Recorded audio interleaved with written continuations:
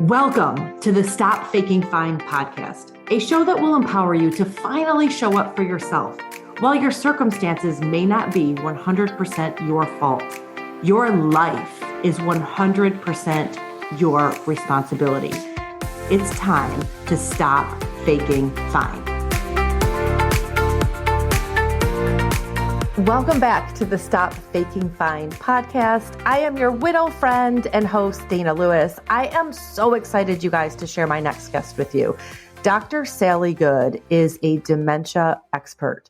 She has 20 years of experience being a scientist and a practitioner that has led her to numerous conclusions, the most important of which is that dementia, in many cases, is a preventable illness. We are going to unpack how you can change the trajectory of your aging journey through simple lifestyle changes. Dr. Sally and we met at a networking event, and I was instantly attracted to her energy and her knowledge, and I know that you will love her too. All right, you guys, welcome back to the Stop Faking Fine podcast. I am your widow friend and host, Dana Lewis, and I am so excited to share my next guest with you. Dr. Sally Good, thank you so much for being on with me today. Oh, thank you. I'm so excited about being here too. And it's a little chilly wherever we are. Oh my gosh, yes, it's cold. You guys, Sally and I started talking the other day, and I was just over the moon with the conversation and all of the nuggets that she has to share that I wanted to bring her on the podcast and just have this conversation. So Dr. Good, where do we start? Tell us what made you interested in really studying the science of dementia. Well, Dana, about 20 years ago, I started working in geropsych as a residency. And that means I work in a nursing home, and that's my primary care. So I started noticing certain people did better than other people, and I started asking them about what they did when they were growing up. Did they have a vegetable garden? Did they eat organic things? What they were doing now? And it sort of started gelling in different pods in my mind, like what you ate, how much exercise you got, how did you socialize? Do you have best friends? Did you go dancing at those socials? All these things started gelling. And around about 3 or 4 years ago, I started becoming more interested in the actual research. Oh, I love that. Not the anecdotal kind of stuff, but the nitty-gritty, nerdy, self-confessed nerd. Yes, I like science. That's why you and I are such good friends, because I'm a nerd. I love all the science. Give me all the details. Tell me why. Tell me why. Give it to me, and I will go down the rabbit hole chasing it to bring out those little nuggets that the average person can understand. I love it. So I started writing down little chapters of things like, what can we do to do prevention? Mm-hmm. And of course, when we talk about dementia, we have to talk about different kinds. And the most common one, besides Alzheimer's, is vascular. Oh. And vascular is related of how we treat our cardiovascular system. Okay. So whenever you see all those public service announcements, the PSAs, they tell us how to take care of ourselves to prevent strokes. Mm-hmm. That's vascular dementia. Preventing. Oh. How do we take care of ourselves to prevent heart disease? Everything they say on those things also are preventing vascular dementia. But we don't have public service announcements about preventing dementia per se, unless it's some of the more up-to-date functional medicine folks who are now writing books and doing studies. Mm-hmm. I wanted to write a book that was for the average person who didn't have to wade through big words and stuff, and they could get really precise, succinct interventions they could do from the get-go. Yeah. And I tell them, you have a tool in your medicine cabinet that prevents dementia. And then they go, huh? Right. And so I say, hey, take a look at this. This blows my mind. Mm-hmm. Because what happens if you don't brush your teeth? You get infected gums, bacteria from your mouth get into your gum line. They get into your bloodstream. That sets up a whole line of inflammation. The inflammation can travel to your brain, and inflammation is the number one cause of all the dementias. I mean, inflammation, like let's pause at inflammation for a minute. Inflammation is the root of all issues. So it's really no surprise. Joints. Yeah. Everything. It's no surprise that it's at the top of the list for dementia. So they found of a study of 1,800 people, if the ones that brush their teeth twice a day had a 69% less chance of ever getting dementia. That's crazy. Like, isn't that crazy? It just like that. I am struggling for words because my mind is blown at the simplicity of brushing your teeth twice a day and the positive reaction that happens in your body to lower inflammation and prevent dementia. Oh my gosh. Keep going. In nursing homes, if a person has dementia, they rarely ever brush their teeth because they don't remember to. And sometimes they don't get help doing it because the people helping them are too busy doing the important things, making sure that they're nice and comfortable and all their toileting, whatever. But sometimes if you look at their mouths, the bacteria have made scaffolding in there in terms of tartar. Yeah. My dentist told me one important thing. He says, only brush the teeth you want to keep. Yes. Brush the teeth that you want to keep. This is amazing. Yes. And I tell people that all the time and they go, oh, okay.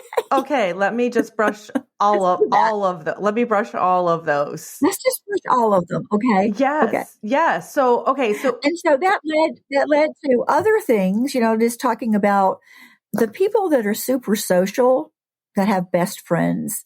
They have a community, whether it's church or a activity pod, whether it's quilting, crafting, going out to play 42 or other forms of dominoes. And the elders in my community are Germans, Czechs, Polish, and Hispanics. And they go to dances like crazy. And they're in their 70s and 80s and they're two-stepping out there and they're waltzing and they're doing all kind of polkas. And dancing is one of the best forms of exercise because it's start-stop. You get your brain, you get your heart rate up, then you stop, heart rate up, then you stop. So you're always taxing your cardiovascular system. That's amazing. So here we have a whole community. Yeah, I love the science. Yes. I love the science that you just attached to that, the start, stop, and the cardiovascular aspect, because usually when we think about dancing, we don't think about those elements. You just think about fun and it's mentally stimulating, and socializing is really good for your feel good neurotransmitters because you're connecting with others. Yes. Connecting with others is one of the preventing dementia tenets, connecting with others. And when you think about someone, I tell people, pick up the phone. Don't send them an email or a text. Yeah. They want to hear your voice. Yeah. They want to hear that connection. Like if we were doing this on email, it would be totally different than we're doing it in person. Right. It's missing the heartfelt connection. Yes, exactly. And then the other, some of the other things, or learn something new every day, or do something novel. And back to teeth brushing. Try to brush your teeth with the opposite hand. Oh. If you're used to doing this, try doing this. It's actually quite hard the first couple of times. It sort of makes your brain make new neurons. And because we have this thing called neuroplasticity, we can make neurons till the day we breathe our last breath. Yeah. That's amazing. To brush your teeth with I don't even think that I would be that, like, that's challenging to use your left hand. I'm very right-handed, right-hand dominant. To use my left hand to brush I'm going to do that tonight and create some new neurons. I love it. And anytime you do, like, learn a new instrument, a new language, people talk a lot about doing crosswords. or those brain games. What that does is make you better at brain games. It doesn't necessarily make new neurons. So it has to be something that you've never done before. Oh, talk more about, Yes. let's stop there for a second, because most people that are doing Wordle or the crossword puzzles or any of those things, the perception is that we're really strengthening our brain. Well, with just take during crossword puzzles. You've got a clue, and inside your memory bank, you're trying to find what it is. The people who do a lot of crossword puzzles have an amazing amount of clues in their, and they even have books where you can look them up now. And it's basically rote. They use a lot of the really tricky clues over and over in the crossword puzzles. And once you've got those, you go like, oh, that's not so bad. I know that one. But it doesn't actually make you do something different. Oh, wow. You're accessing your memory, but you could be accessing your memory doing other things as well. What you want to do is challenge your brain to actually create some new neurons in there. And if you try to do a musical instrument you've never played before, oh my gosh, I took up classical guitar at one time. Not only does it hurt your fingers, but it really stretches you're like, oh my gosh, I'm trying to incorporate this, that, and the other. Yeah. Yeah. So if I don't want to take up another instrument, I can brush my teeth with my opposite hand, right? My left hand. Learn Spanish, German, Italian. Learn a foreign French. language. Okay. That's a good one. What else can I do? Well, you can actually, when you're dancing, if you always dance to the right, try turning your body to the left. Oh. When you put your shoes on, almost all of us put the same foot on all the time. Oh my gosh, 100% yes. 100. I would have never noticed if you didn't say that. Try doing the other one first. Your brain will go, stop. That is helping to build more neurons. Yes, and it shocks your brain. The brain is loath to change because it wants status quo. It does not want us doing all this new stuff, and it tries to make us stop. Oh my gosh. It tries to protect us because if we do something new, heck, something bad might happen. The brain doesn't know. It wants us to stay in a status quo. That's amazing. That's such a good information. And really, if you're listening and your mind is blown, I would love for you to share this podcast with a friend. Like, this is tactical information that I can implement this today. Yes, exactly. And also, talking about inflammation, if you're eating a lot of processed foods, particularly fried ones, in hot oil, it's the hot oil that actually changes the molecular structure of the food. It's called AGEs, and I don't want to eat anything that has ages in it, okay? And it changes the whole molecular structure, and that's why processed foods are so bad for you. Well, processed foods raise inflammation, right? So even if they are not fried, they are more likely to raise the inflammation in your body because they are harder for your body to digest. So then your body has to work harder, and it's not doing its normal job. It's spending all of its time trying to digest this food. And so that's what raises the inflammation, which is not good for us. Yes. And that word digest is so important because we have two different kinds of systems in our body. Have you ever played that game when you were a kid, like Who Blinks First?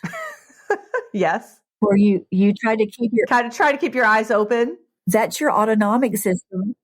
Also, have you ever tried to hold your breath and not breathe? Okay. Yes. Can't be done. When you're underwater? You can't stop your heart from beating. No. You cannot stop digestion. You can do things to your digestive tract that will slow it down for sure, but you can't stop it. So on one side of us, we have something to protect us called fight, flight, or freeze, which is part of the sympathetic nervous system. That cortisol and then hormone. On the other side, cortisol. You know, that's my favorite. That's my favorite topic. Yes, the dinosaurs are after us. Let's go. Yes. But if we keep feeling that all the time, it erodes your whole internal body system. Again, cardiovascular. Then on the other side, we have rest and digest, which is a sympathetic nervous system.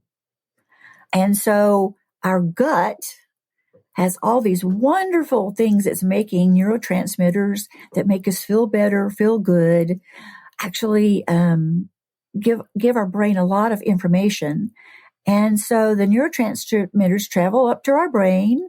The brain sends messages back down to our gut, and it's a bidirectional conversation. It just doesn't go one way. Amen. Say that again for the people in the back. Amen. Okay. If all the neurotransmitters in your gut are going up to talk to your brain, and your brain sending information down to your gut, it's bidirectional. It's a two-way conversation. So when your gut is all confused and isn't happy, oh, here's a factoid. I have to say this. We have more alien cells in our body than we do human. Oh, what does that mean? Think about that. That means that there are more cells within our gut, on the outside of our face, on our eyelashes, in our pores, every possible crevice that we have, than our actual human genetic cells. So we think we're running the show, but not. These bacteria down in our gut are actually determining our mood, things that we think, whether we're frightened. It's an amazing system that when it's in balance, we feel so good. We have such wonderful time. Everything's kind of like happy, joyful, easy. We can make decisions. We can be so much more productive. When it's not, this thing, the brain fog, like, and we wake up in the morning and we don't know what the heck we're going to do. It's so hard to get out of bed. We're sluggish. We don't have any energy to enjoy life. Yeah. So we've just started like really talking about gut-brain connection since we discovered the word microbiome. Right. That's only been in our gym. This is how you and I started. We started talking about this, and you guys, I was leading into this conversation so hard because I was like, Dr. Good, we're talking the same language, like the gut-brain axis. Yes. You are a gut-brain vagus nerve expert. And you share tactical tools to help people. And dementia is just one facet of that, right? Yes, one facet of inflammation. And there are many other illnesses that are like autoimmune disease and all those kinds of things where you could really help yourself if you changed habits. Yeah. So when we talk about habits and we talk about the gut-brain axis and how we can lower the inflammation and fried foods, I love that you talked about how when frying them in the deep oil, it brings out that AGE, and nobody wants to age. Like none of us want that. We want our digestive systems to work well, but understanding how to get that digestive system to work well and what we can do to help that gut-brain axis. That's like, let's talk about a couple of tools to help with that. Yes. And in terms of being a consumer, like I'm always looking for a tool that's going to help me do something in the most efficient way. And so you actually, thank you so much, turned me on to this thing called Happy Juice. And Happy Juice hits 3 different areas to help you to manage the gut-brain axis. With prebiotics, postbiotics, it's not just that. It actually helps the bacteria, it nourishes them in your gut to actually become stronger, because we have the flora, the microbiota, the flora in our gut. We have some good guys and some not so good guys. And if the good guys stay in control, everything's okay. But if we're not feeding the good guys with really stuff they really need, the bad guys can take over. I call them the green gremlins. I don't know if they're green or not, but that's what I call them when I try to explain this to someone who has no idea that there's things in there. Yeah. If you take too many antibiotics, hint the word anti-bio, life, killing life, antibiotics, it will kill off all those good gut things. So then we have to replace the gut things with either a pill of acidophilus or some other ones. Mm-hmm. But while that's happening, the not so good guys are tripling, can come out and cause diarrhea. All kinds of things can start happening. And this happens to elders in the nursing home. Mm-hmm. They actually get infections from the really, really bad guys, and it can be life-threatening. So it's very, very... Let's talk about what you can do. So if you're on the podcast, you've heard me talk about Happy Juice. Happy Juice is my absolute favorite, right? Happy Juice is one of my favorites, and it's one of Dr. Good's favorites. Yes. Because it lowers the inflammation and it populates the gut with the good gut bugs. And it's like, let's be honest, it's easy. It's an easy solution to a problem. Yes, it's easy. Yes. And it tastes good. Yeah. And it's not like that icky, grainy kind of powder stuff that you see that's probably really good for you, but you really don't want to drink it. No, it's easy. So we're all about tactical solutions. So we started this conversation about dementia. Dementia is the root cause of dementia is inflammation. So what can we do? You can brush our teeth twice a day. We can use the opposite hand to brush our teeth. We can have Happy Juice.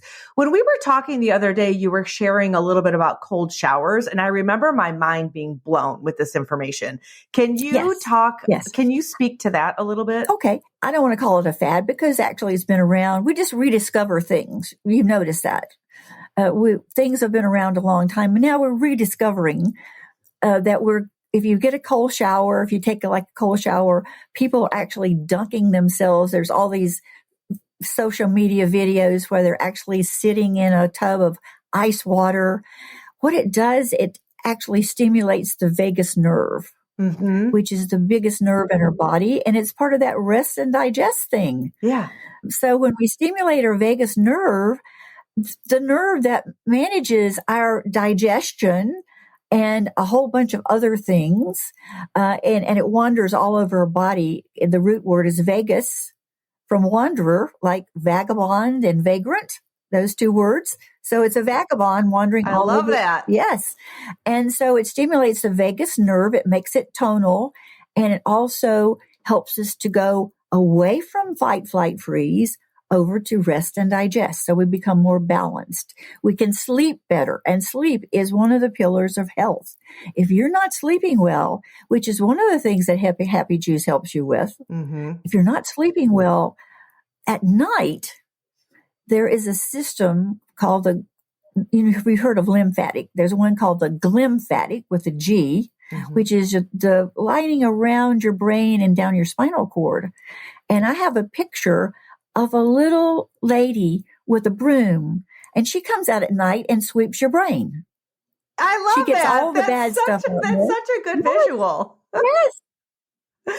If you don't get enough rest, and if you don't sleep well, she doesn't have time to clean out your brain. She only gets to do part of the job. Yeah. So the next morning you wake up with maybe some tangles or amyloid plaques that she could have gotten rid of, which causes Alzheimer's. Oh my gosh, that is such a good analogy and such a good tip. And so for a cold shower, whether you take a cold shower or there are other ways to stimulate that vagus nerve that you have shared before. Can you walk into that a little bit? Put an ice cube in your hand. A lot of my clients who have anxiety or have panic attacks, if they put an ice cube in their hand, which stimulates the vagus nerve, first of all, it lowers your blood pressure. And when your blood pressure is lowered, it decreases anxiety just as a natural sort of circumstance. A couple of my clients were in a car accident and they are really scared to drive. So we started out getting a little igloo thing with an ice pack, and they put it beside them in the car. And when they get in the car, they put their hand in the ice pack. Wow. And then they start driving. And if they start feeling any tension or that kind of tightness in your chest that you start getting with anxiety, they put their hand on the ice pack. And it's sort of like exposure therapy. Start, stop. If it gets too overwhelming, stop. Put your hand in the ice pack. And over time, with exposure therapy, they can learn that being in the car is not a dangerous place. They can tell their brain it's okay to be in there. That is amazing. And they can start driving again. I think that it's so interesting that you can put the ice cube in your hand and activate that vagus nerve in the same way.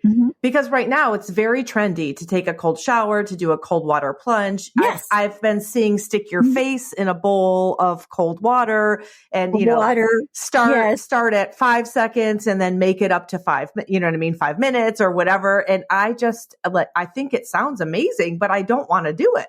Here's some really fun ways to stimulate your vagus nerve. You can sing, because the vagus nerve comes down here, goes through your throat, down this way, and then comes down here. You can sing. Oh. You can chew gum. You can hum, gargle, eat hard candy. That stimulates your vagus nerve? Yes. If you have a dog, have you ever rubbed their ears in the back and they go, oh, that's so good. Because you're stimulating their vagus nerve? Yes. Okay, let's go back to why. Let's go back to why. So why do we want to stimulate the vagus nerve? Let's recap. What are the benefits? It calms us down.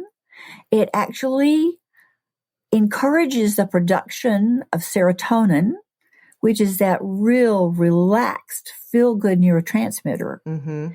Because it goes all the way down into our digestive system, it helps our digestive system work properly. So the gut-brain axis is more productive, is more functional. So when our vagus nerve is happy, we're happy. 100%. When the vagus nerve is happy, we're happy. You guys, I am obsessed with the supplement hacks, like the happy juice, the kids mood, all of the things that are supporting the gut-brain axis, lowering the inflammation and helping you step in not only to prevent dementia, but just to be a better version of yourself today. And these tactical tips that you have shared are amazing, absolutely amazing. So tell us about the Healthy Habit Tracker. How can we track ourselves? You have this amazing freebie that you can share with our audience. Basically, the Healthy Habit Tracker is the distillation of the book, Preventing Dementia Using Gentle Lifestyle Changes. Oh, and we'll drop the link for that book also. Let's pause there for a second, because Dr. Good wrote this amazing, easy to read book on how to prevent on Amazon. Yes, how to prevent dementia. What's the name of the book? Preventing Dementia Using Gentle Lifestyle Changes. Yes, with Dr. Good, Dr. Sally Good. I will put the link to that will definitely be in the show notes. And the Healthy Habit Tracker is a compilation. Yes, we can put that in there too. Yeah, but it's a compilation. It started with the book, and then you've boiled it down to a few key points that you give away in a free Healthy Habit Tracker. Yes. Yeah, and it's basically just like brush your teeth twice a day, do something novel, simple, and it's got a whole week of check marks. Yeah. So if you didn't do something yesterday, you can try something different today. I love it. So while we have focused a lot on preventing dementia and things that you can do today, if you are listening and you have a loved one that has dementia, what are some things that you can do to help them today? You need to keep them active. Don't let them sit in front of the TV. The TV does nothing to stimulate your brain. It's basically just a babysitter. So anything you can do to stimulate their brain, and never ever say, do you remember? Because if they don't, they can get embarrassed, or they realize they don't remember and it makes them feel bad. So whenever I go into a patient's room, I tell them who I am. If I've seen them for 10 times, I tell them who I am and why I'm there. And they say, oh, okay, you're that lady that's got the goats, right? Oh my gosh, that is such a great takeaway to introduce, like, even if it's your parent, even if it's your mother. Yes. You walk into the room and you introduce yourself and say why you're there. Hey, Mom, this is Dana. I've come to see you today. Oh my gosh. I love that. And it sort of sets the tone that they don't have to remember, because lots of times they'll know that they're related to that person, but they can't put the relationship quite together or what their name is. And it's just, if you can't remember the name of your daughter, how embarrassed would you feel? Right. And that raises your stress, raises your anxiety, raises your cortisol hormone, which raises your inflammation, which puts you in a worse state of dementia. Which affects your memory. When you have high cortisols, you can't remember anything. The CRS. Tell us more. Can't remember stuff. Yeah.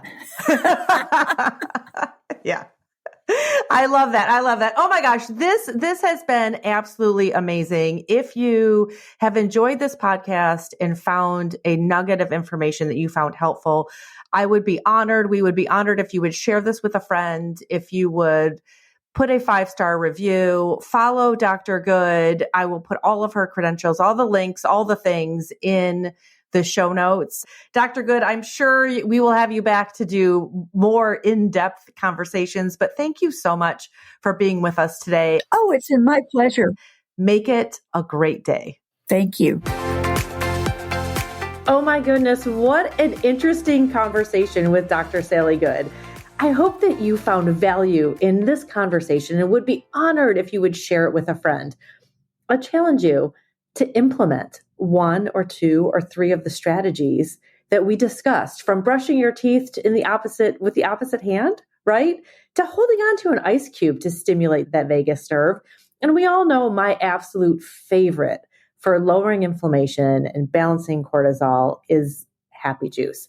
If you want to unpack more details about that, you can go to danalewis.com/Happy Juice and look at the ingredients. You can learn a little bit more about my story and just see if maybe this isn't the easiest first step for you towards stimulating that vagus nerve and really showing up for yourself, because that's what this is all about. Simple, sustainable steps that you can take today so that you can show up for yourself, your life, the world around you better in the days to come. Again, if you want to look into Happy Juice more, it's at danalewis.com/Happy Juice. If you found value in this, I would be honored if you would share this episode with a friend. Until next time, I hope that you take today, make it a great day, because the world needs the best version of you, right? Not the bloated, overwhelmed, crabby version. Let's implement some of the strategies. Let me challenge you to implement some of these strategies that you learned today that are going to help you to show up for yourself only better. Until next time, make it a great day.